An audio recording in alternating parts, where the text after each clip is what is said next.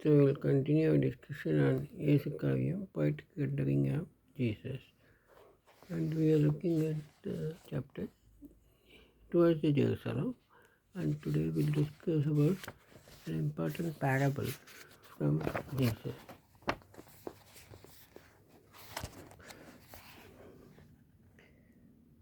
ஊதாகிப்பிள்ளை ஒவ்வொரு நிகமக்கள் ஊமுதும் சொத்து ஒரு பிள்ளை அவர்களிலே மணியான முத்து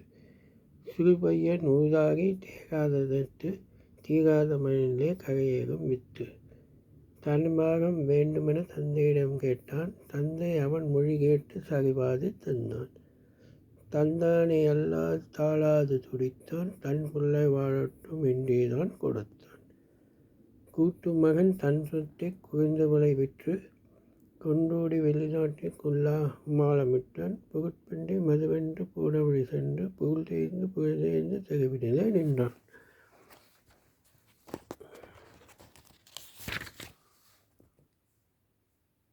அந்நாட்டில் பெருமஞ்ச அவ்வேளை சூழ அறியாத இளமைந்தன் அலைந்தானே வாழ தன்னாட்டு முன்னிலும் ஒருவேளை தேட தந்தானே ஒருவேளை பன்றிகளுடன் மாட பன்றிக்குத் தருகின்ற உணவேதான் உணவு பாவிக்கு நானெல்லாம் தந்தையன அந்நேரம் சொல்லுந்துதான் அவனுடைய அறிவு அப்பாவின் கண்களிலே விழுகின்ற நினைவு எந்தெந்தாய் வானக்கு உமக்கெழுதிய அனேன் எத்தனையோ ஊழியர்கள் இங்கு இருக்கப் போனேன் உன் வீட்டுக் கூலியர்கள் ஒருவனை ஏற்பாய் உன் பிள்ளை என்றென்று சொல்ல எனக்கு தகுதலை காப்பாய் இப்படி போய் விழ வேண்டும் என்று சென்றான் எதிர்வந்த கார்த்தியின் தந்தையின் முன் நின்றான்